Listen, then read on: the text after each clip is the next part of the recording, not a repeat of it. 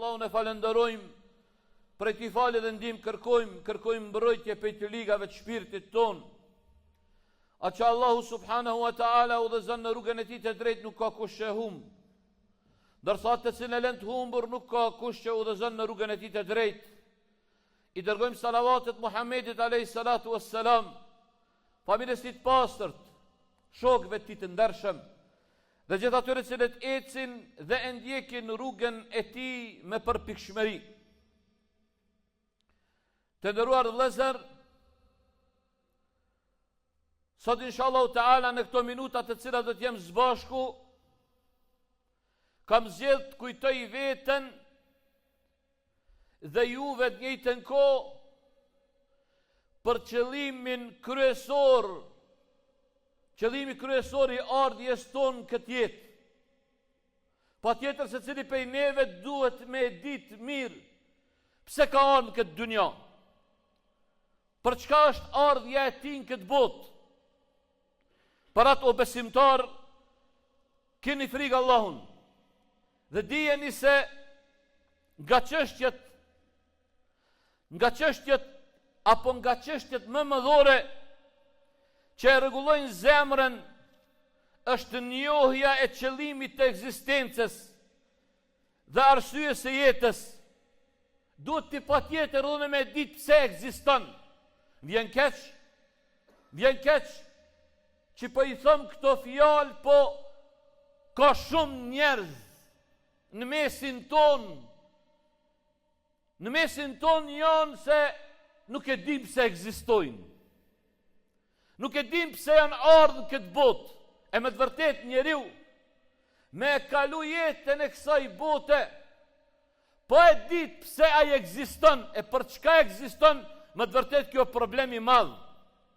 Allahu thot në Kur'an, dhe këtë ajet e kam marrë si referencë për temën tonë, thot Allahu, ba'de udhu billahi minash shaitanir rajim, afa hasibtum annama khalaqnakum abatha wa annakum ilayna la turja'un. Thot Allahu, mos vallë, keni menduar që ne ju kemi krijuar kot.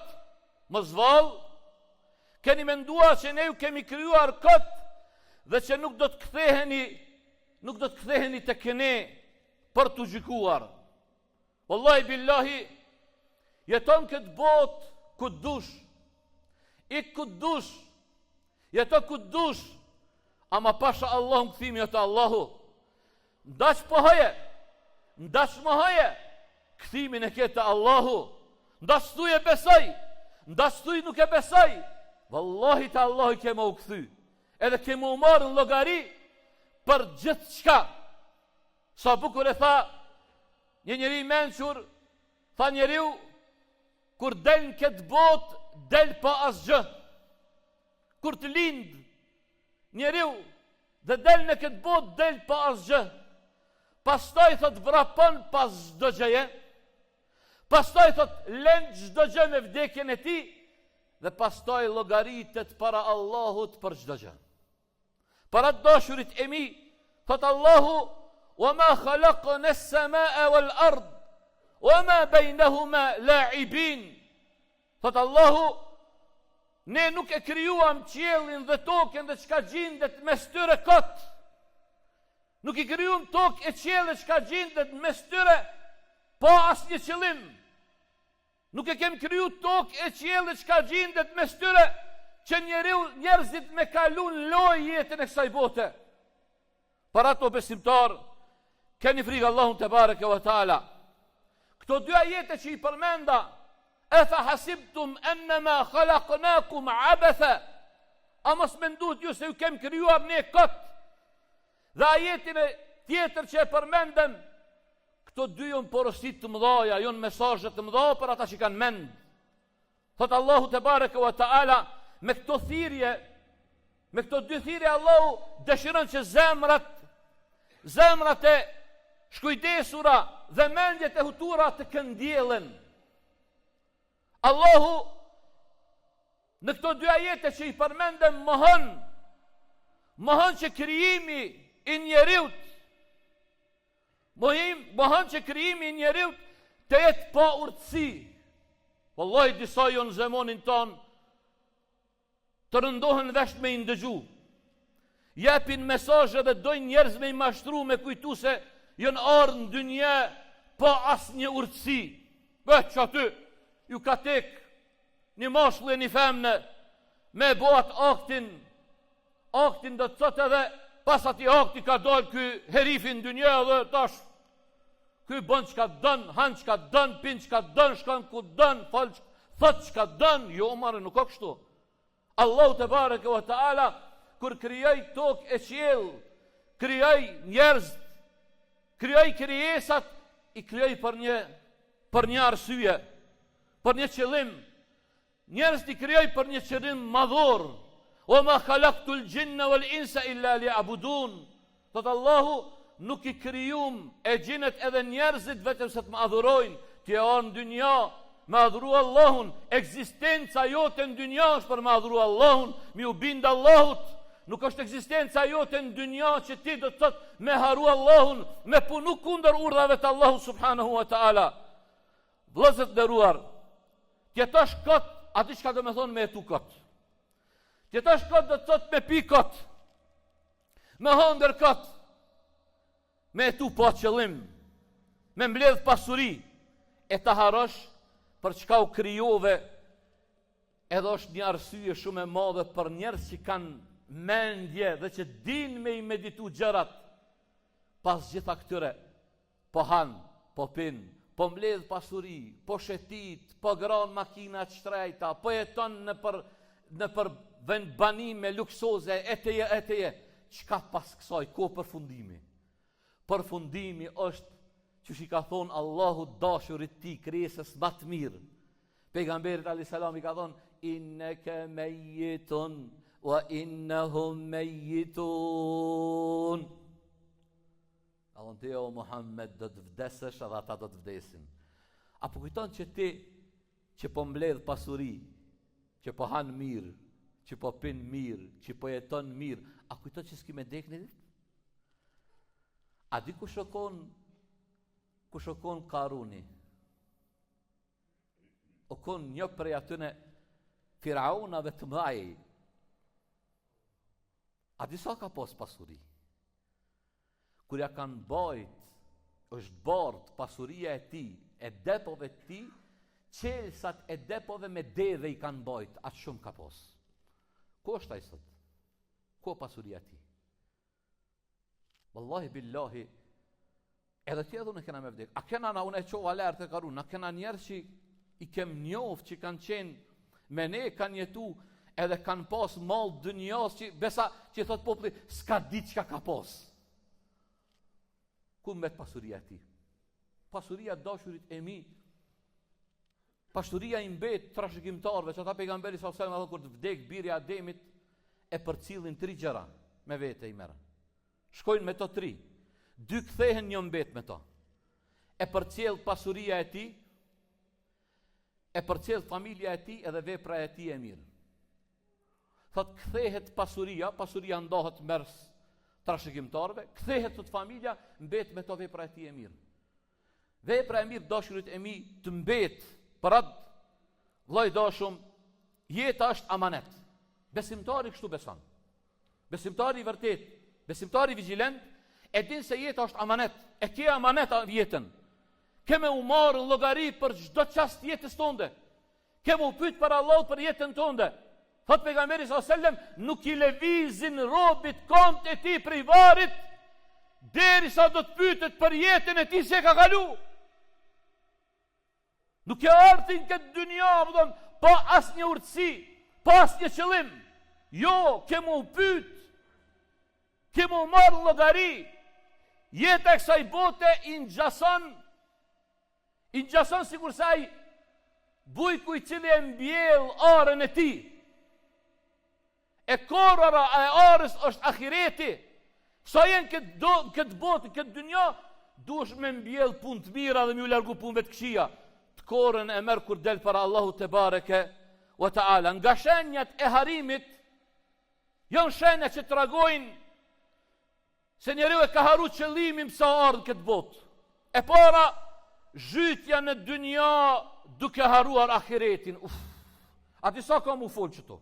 A ti sa shumë ka mu fol? A ti sa njeri është sot me ne, kur ne i themi, hajde me fal gjymon, hajde me fal namazit, ja s'kom ko, jom të punu, jom të shku në pun, i kam 100 pun. Ja Allah, ja Kerim, a për këta e kriju?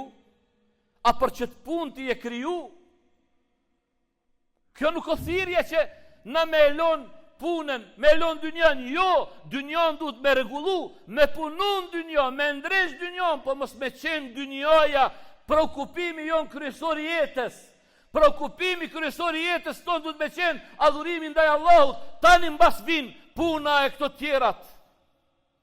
Ajo punë që të pengon ty, ajo punë që të ndalë prej ahiretit, vallahi zvyn ajo punë. Ajo punë të bën zarar nesër ditën e kiametit, ajo punë që s'kalon me ardh në xhami. Ajo punë që s'kalon me qit krytën sejdë, pasha Allahun që është një telashe të madhe ka me të bën ditën e kiametit. Para ditës kiametit, telashe të madhe ka me të bën varr. Para të dashurit, emi kjo shenja e parë, shenja e dytë, neglizhimi i obligimeve fetare. Për shenjave që tregon njeriu që se din qëllimin e tij në këtë dynja, është ai i neglizhon obligimet fetare, që thot populli nuk janë ndën veshin atyre. Pastaj ndjekja e epsheve pa kufi. E për këtë Allahu subhanahu wa taala ka kallëzu se kush se ndal veten prej epsheve, edhe i ndjek ato, ja u bën qefin, Gjehenemi ka me strehu këtë person. Thot Allahu te bareke wa taala, e përmend Allahu në surën Infitar, shishoj këtë ajet të madh. Çka thot Allahu te bareke wa taala? E ai thot që i ndjek teket e tij, epshet e tij, fa inna jahannama ma'wa. Gjehenemi do të jetë vend strehim i tij. Vend strehim i tij. Ai që i ndjek epshet do të jetë në Gjehenem, vend strehim i tij do të jetë Gjehenemi. Allahu e përmend një ajet tjetër, thot fa khalafa min ba'dihim khalfun adaa'u s-salah wattaba'u ash-shahawat. Pas të mirëve thot vinë disa të këqij, të cilët e në përkomin namazin, e lojnë namazin, se falin namazin, i ndjekin thot epshet e tyre, fa sawfa yalqawna ghayya, ata do të hudhen në ghayya. Ghayya është një pillëve të xhenemit. Pastaj dashurit e mi, shenja tjetër është se që tregon se ky njeri është i shpërkujdesur dhe jeton pa qëllim në këtë dynja, nuk dim se ekziston, e haron ky se ka me qëndru para Allahu subhanahu wa taala. Harimi dashurit e mi, me haru robi se ka me dalë para Allahut më marrë llogari, kjo është shkatrimi më i madh që i ndodh robit në dynja. Nuk ka humbje më të madhe në dynja se robi me jetu në këtë dynja e mos me ditë se ka me dalë para Allahut me jep llogari. Se ai që e kujton llogarin para Allahut, Allahu ja ka garantu se ka me vetë strehu, ka me futë në xhennet. Thot Allahu, wa amma man khafa maqama rabbih wa naha an-nafsa 'anil hawa fa innal jannata hiya al-ma'wa. Thot ai që tutet qëndrimit para Allahut, kur i kujtohet se ka me dalë para Allahut me jep llogari për veprat e tij, edhe e ndal nefsin e tij prej havas, prej tekeve, fa innal jannata hiya al-ma'wa, janneti do të jetë vend strehimi i tij. Para dashurit e mi, qysh ka thot pejgamberi sallallahu alajhi wasallam këtë hadith të madh, thot pejgamberi sallallahu alajhi wasallam, el-kayyisu man dana nafsahu wa amila lima ba'da al-maut, wal-ajizu man atba'a nafsahu hawaha wa tamanna 'ala Allah. Thot pejgamberi sallallahu alajhi wasallam, i zgjuar është ai që e llogarit veten dhe punon për atë që vjen pas vdekjes. Ima që është ai njeri i cili e llogarit veten, ja bën hesab vetës punë të veta, jo të halkit, po të vetet. Jo mu marr me punë të tjerëve, po me veten. E llogarit veten e tij, edhe punon punë që ato pun kanë me i bo dobi ati pas vdekjes, edhe i pa afta është ai njeri, i pa afta është ai njeri që ndjek dëshirat e veta, i ndjek efshet e veta, dhe vetëm se shpreson prej Allahut, dhe me punë zban, na me shpresu të Allahut duhet, po duhet shpresës mja bashkan gjitë punën e mirë, se shpresa pa punë, që shtot Ibnul Qayyimi në librin e tij Smundja dhe ilaçi, është çmenduri.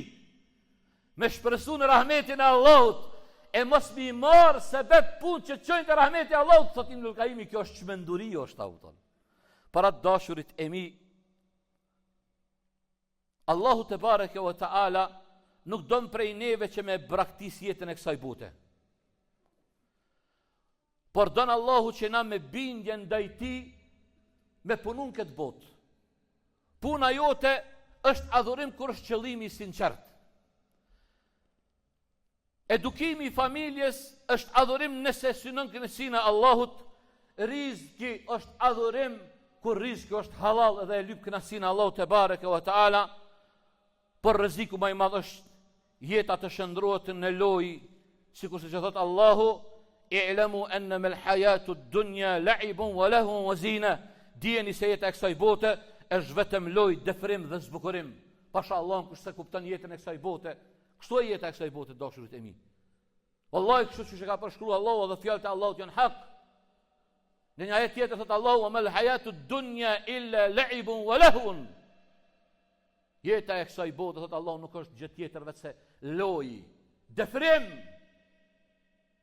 Jeta kalon shumë shpejt, ik shpejt. Veç kur e shet do më thonë se keme dalë para Allahut, prandaj ta kemi frikë Allahun subhanahu wa taala, ta ripërtrim jetin ton, mos harroni qëllimin e ardhjes në këtë botë, ju edhe ne, bashkarisht me e ditë për çka jemi ardhur në këtë botë, përmendeni Allahun që zemrat tuaja të pastrohen, o Allah na dhuro zemra të zgjuara, shpirtra të përullur dhe vepra të mira, mos na bëj për atyre që u krijuam me qenë të shkujdesur, po na bë për atyre që të jemi të kujdesshëm, të jemi për atyre që i dim qëllimet tona pse kem ardhur në jetën e kësaj bote. Aqulu qawli hadha astaghfirullah li wa lakum wa li sa'iril muslimina min kulli dhanbin fastaghfiru innahu huwal ghafurur rahim.